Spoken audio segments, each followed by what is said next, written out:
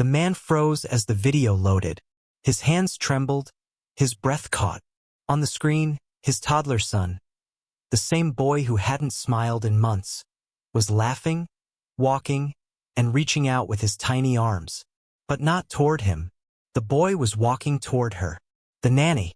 The woman he'd hired only 2 weeks ago. The one he'd secretly planted cameras to expose. For the first time in years, tears filled his eyes, not from anger, but from something far more painful. The realization that his son had taken his first steps, not to his father, but to a stranger. Ethan Reynolds had everything a man could buy. He was the CEO of Reynolds Construction, a billion-dollar company that built half the skyline of New York City. He lived in a mansion overlooking the Hudson River, drove cars worth more than most people's homes, and had a bank account deep enough to last several lifetimes.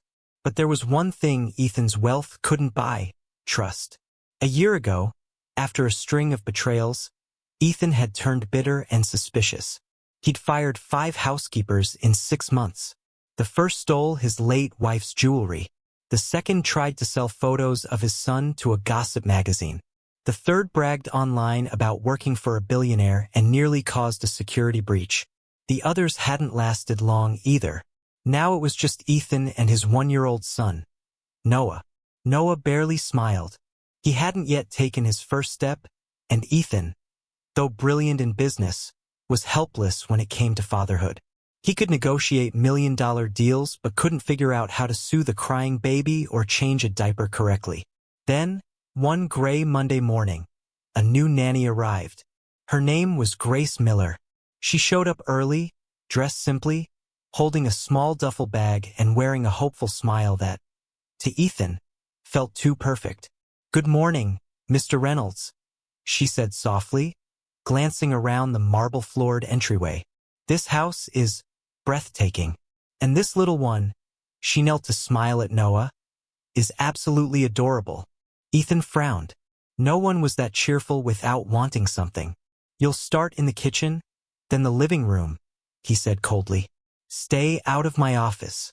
And don't pick him up unless I say so. Understood?" Grace nodded, still smiling. "Understood, sir." He turned and left for his office, eager to bury himself in work. But something distracted him almost immediately.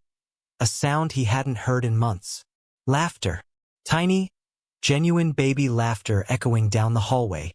Ethan stood, walked silently to the doorway, and peeked inside the living room. Grace was mopping the floor, humming a nursery rhyme.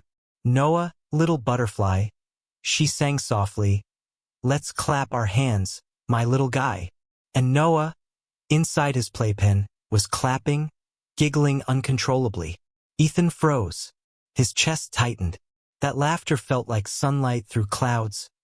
Warm, unfamiliar, and terrifying. Because instead of feeling joy, he felt fear. Why is my son getting attached so quickly?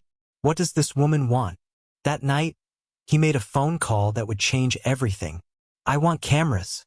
Everywhere," Ethan told the home security company.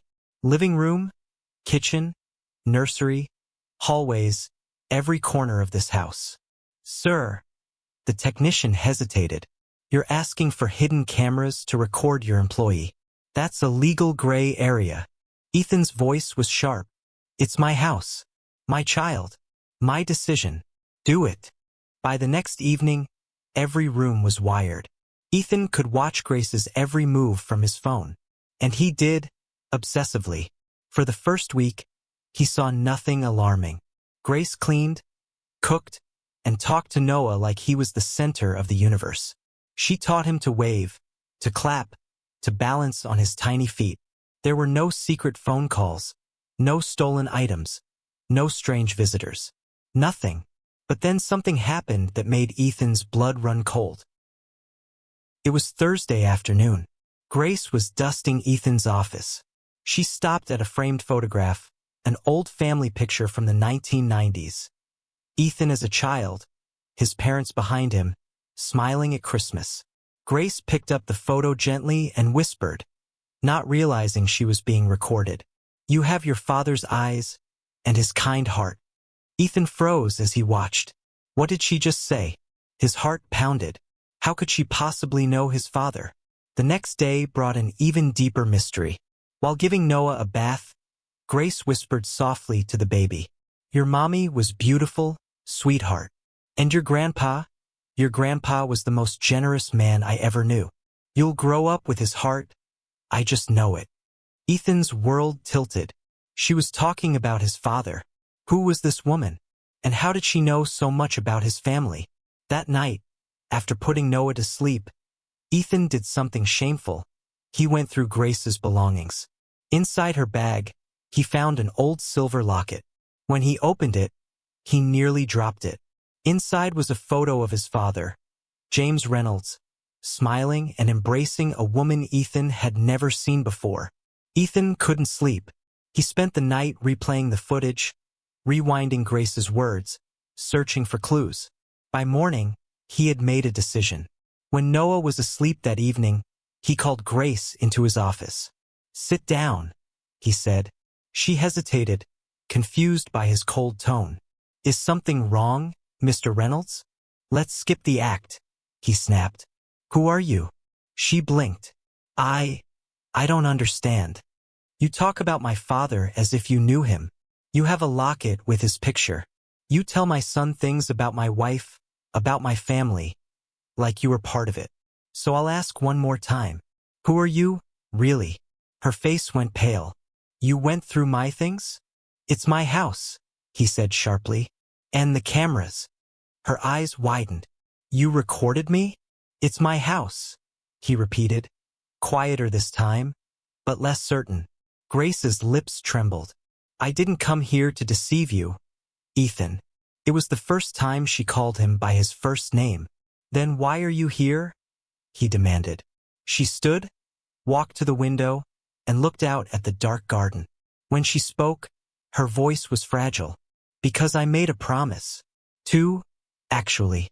And I'm not the kind of person who breaks promises." "My mother's name was Teresa Miller," Grace began. "She worked in this house when I was a little girl, as your parents' housekeeper. I was maybe 8 or 9. Ethan frowned, searching his memory. He vaguely remembered a quiet woman who used to clean the house when he was a kid. "My dad died in a construction accident," Grace continued. "We had nothing. My mom got the job here, and your father, Mr. Reynolds, treated her like family. He always asked if she'd eaten, paid her more than she deserved, gave us Christmas gifts every year. He saved us." She wiped her eyes. "One day, she collapsed while working. Heart failure. Your father paid for her surgery. The best doctor, the best hospital. He saved her life." Grace removed the locket from her neck and placed it on Ethan's desk. "He gave her this before the operation.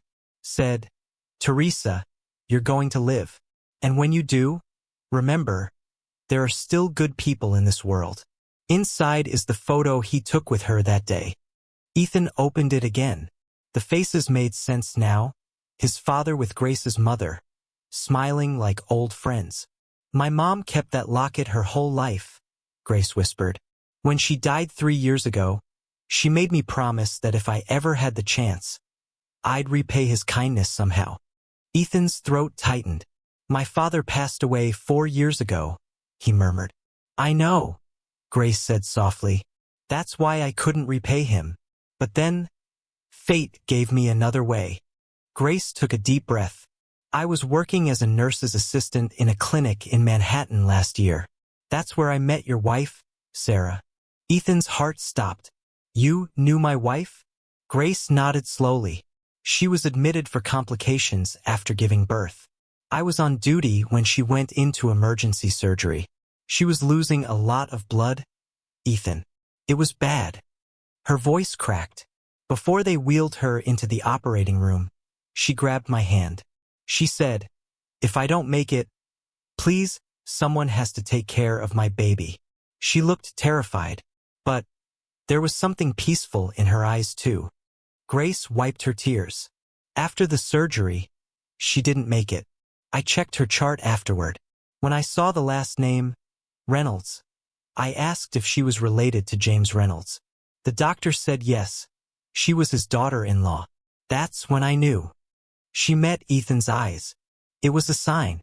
I couldn't help your father anymore, but I could keep the promise I made to my mother and the one I made to your wife. She swallowed hard. That's why I took this job. Not to spy, not for money. To keep those promises. Ethan sat motionless, unable to speak. Finally, he stood, walked to the safe behind his desk, and took out a small wooden box. Inside were old letters written by his father, one of them addressed to him, dated 6 months before his death. He unfolded it and began to read aloud. If you're reading this, Ethan, it means I'm gone. I've set aside a small fund for the family of Teresa Miller, our former housekeeper. She was one of the most loyal, decent people I ever met. If her children ever need help, I trust you'll do what's right. Some debts of kindness can't be repaid with money, only with heart.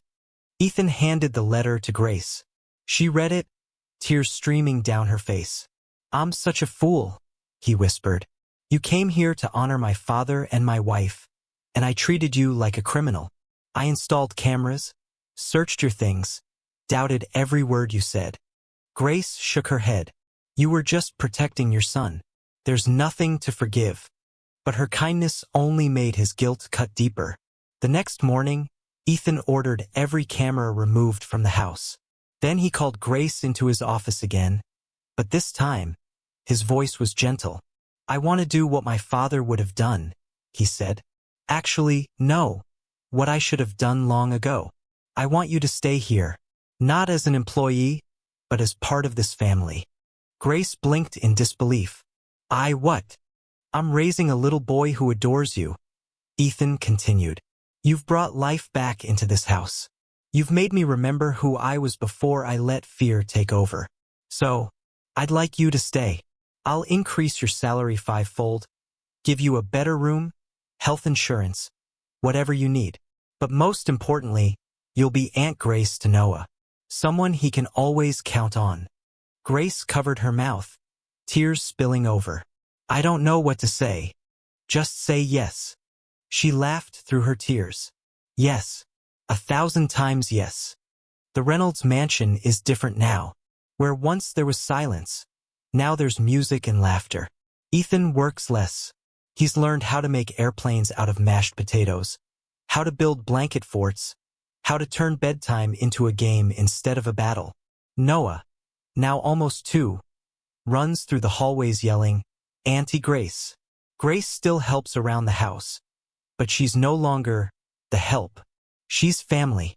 On the living room wall, there's a new frame, a display holding the old silver locket, alongside a photo of James Reynolds, Teresa Miller, Sarah, and a new picture of Grace holding Noah, a silent tribute to the chain of kindness that connected them all. That night, after putting Noah to bed, Ethan stood by the framed locket and whispered, Dad, I finally get it. Trust isn't earned by watching people. It's given when you open your heart. He realized something else, too. Being a billionaire meant nothing if he couldn't be the kind of man his father was. The kind who saw good in people before proof, who helped without expecting anything in return. And as he turned off the lights, he smiled, hearing Noah's laughter echo down the hallway. Grace's laughter joined his, soft and genuine. For the first time in a long time, the house wasn't just big. It felt like home. Because some promises never die. They live on through kindness, through trust, and through the hearts brave enough to keep them. If you believe in kindness, in second chances, and in people who still step up when the world turns away, take a moment to like, comment, and share this video. And don't forget to subscribe to the channel, because what you're about to see will restore your faith in humanity. We'd love to know, where are you watching from? Comment below with your country and region, and let us celebrate the kindness that connects us all.